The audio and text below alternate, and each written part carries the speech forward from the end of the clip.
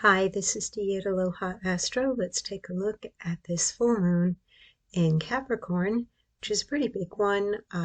Lots of energy going on. We've got a shift of Uranus right now into Gemini, which is also something new that you're acclimating to. And we've recently had Neptune turning retrograde and soon Saturn to turn retrograde as well. I believe on the 12th we're going to see Saturn go retrograde. But let's take a look at this particular lunation and how it may affect you. Full moon in Capricorn, Thursday, July 10th, illuminates your priorities and underscores the necessity of directing your actions and resources toward protecting your interests, implementing your plans, and acknowledging what is in need of attention, healing, or growth, as the moon in the cardinal earth sign of Capricorn opposes the sun in the cardinal water sign of Cancer, while both the moon and sun square Chiron in the cardinal fire sign of Aries.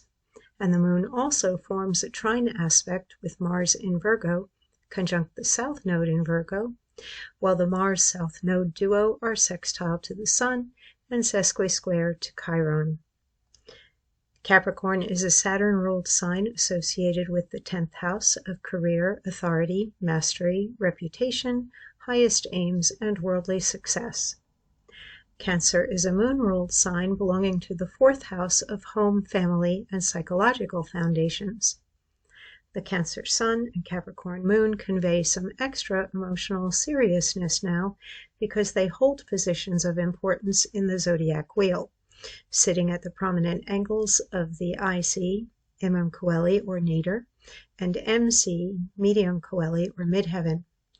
Look at your natal chart or book a call with me to determine which houses, also known areas of life, are holding Cancer and Capricorn energy, which houses are occupied by their sign rulers, Saturn and the Moon, and what signs planets you have in your own 4th and 10th houses, because there is more depth and interconnection to this lunation than just full moon in Capricorn means career and family issues.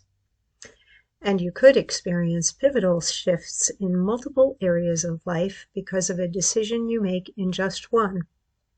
Mars and the South Node in Virgo, quincunx to Chiron, are nudging you to examine the meaning and importance of unconscious behavior, habits, karmic lessons, and past life relationships that this full moon might reveal. There is an unusual twist to the usually conservative Capricorn energy as Saturn in Aries conjunct Neptune retrograde in Aries engage in a minor grand trine aspect pattern with Venus conjunct Uranus in Gemini and Pluto retrograde in Aquarius, while Pluto is square to Chiron in Aries, indicating you may suddenly be attracted to and even strongly enamored of a new person, place, subject, or idea. But the excitement could also trigger fear that is rooted in past failure and could cause you to lose faith or hope in achieving success. There is no right or wrong over doing or not doing, but this full moon in Capricorn and lots of intrepid Aries warrior energy are setting the stage of the next 2 weeks for facing fears, overcoming challenges, and pursuing dreams and desires by utilizing courage, determination, tenacity, and an open mind and heart. Reach for something bigger or higher, and don't look down or back as you test your capabilities and strengthen your skills and character. So let's take a look at the chart and see what the sky is looking like. Here you can see the moon making that trine to Mars in Virgo and the South Node, which in turn is making that sextile to the sun. Mercury's kind of hanging out quietly there on its own in Leo, just minding its own business, doing its own thing. No major interaction here. In a way, that's good.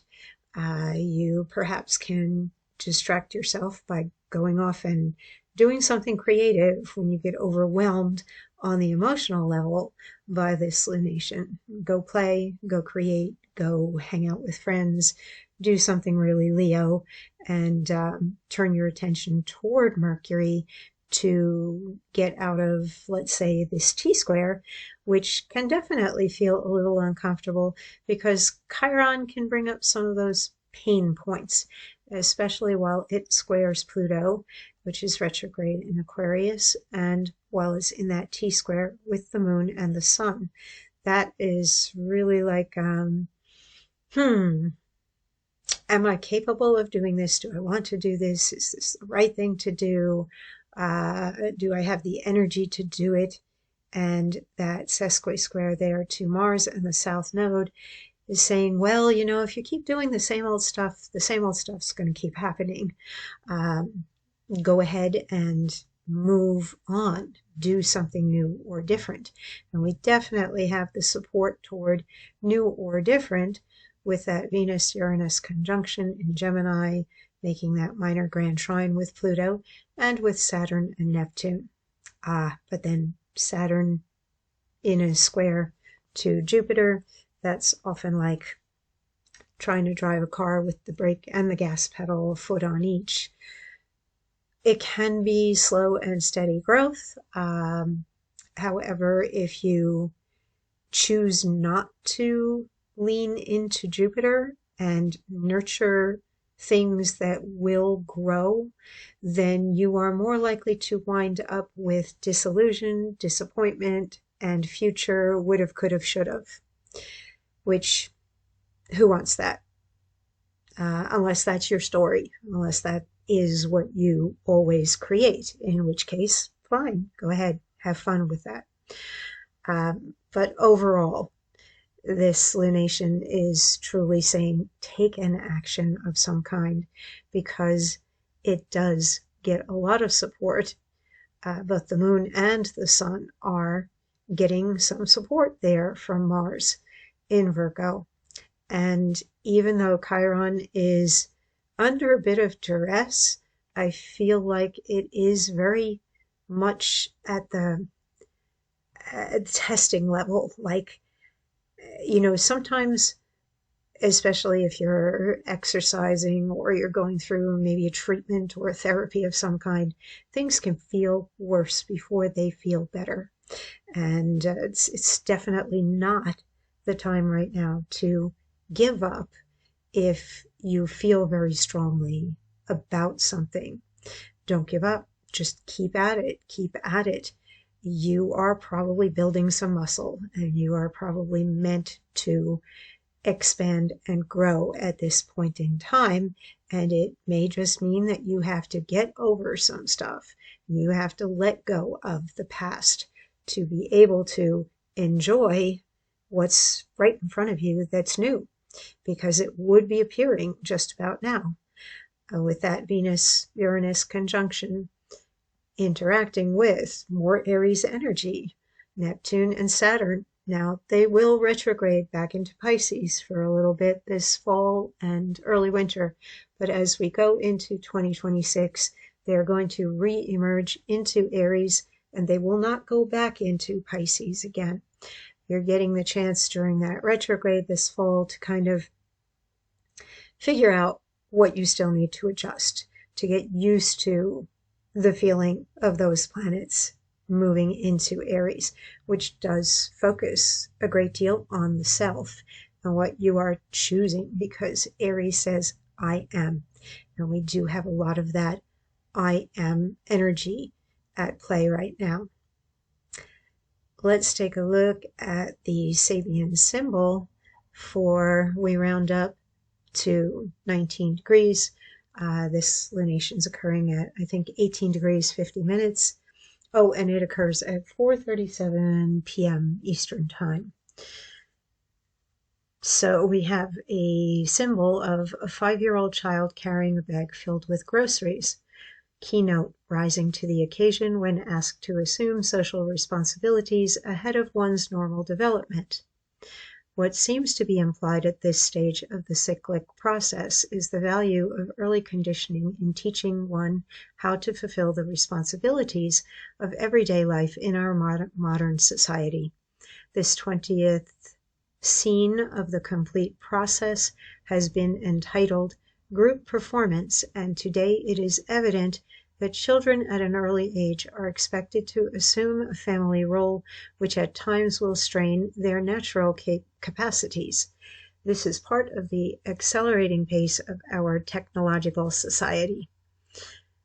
This fourth stage symbol evokes the possibility of meeting a certain type of social opportunity which normally may seem premature. A pattern of accelerated growth can thus be established, with both positive and negative aspects.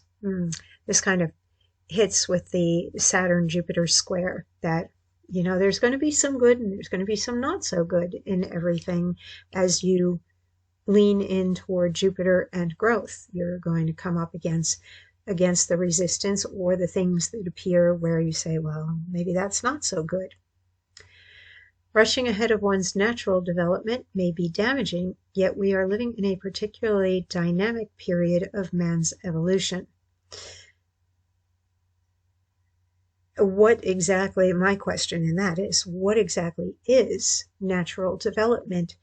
Is it always going along at a steady pace, or do we sometimes have those moments of increased and accelerated growth? And I think most people do, where they plateau for a while or even seem to go backwards.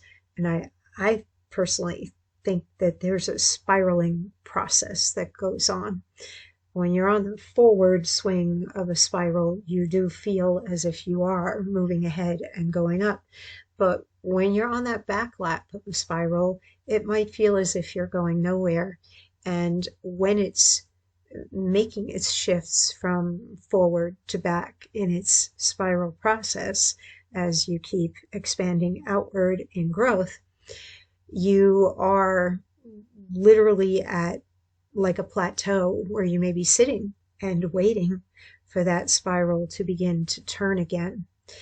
I would say that this is a spiral turn where we're looking at the forward growth for the most part, and make the most of it, because soon we will be going into some retrogrades.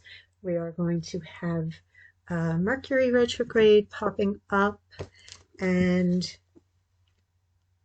generally you don't want to initiate new things under Mercury retrograde. It can be good for going back over old things and reworking things, but that occurs on the 18th, according to my ephemeris, the 18th of July, and it continues until the 11th when it goes direct, 11th of August. Our next lunation will be on the 24th in Leo. So definitely take that Capricorn energy and the culminating energy of a full moon and move toward bringing something out in the open or into the light, and push really hard for it to come to fruition before you go into that Mercury retrograde. If you waffle around now and say, oh, I'm going to wait, and you let things go, come Mercury retrograde, it is not usually the best time to initiate new things, which creates a chart, and that chart can have an effect on the future of whatever it is that you are creating. So push particularly hard in the next week.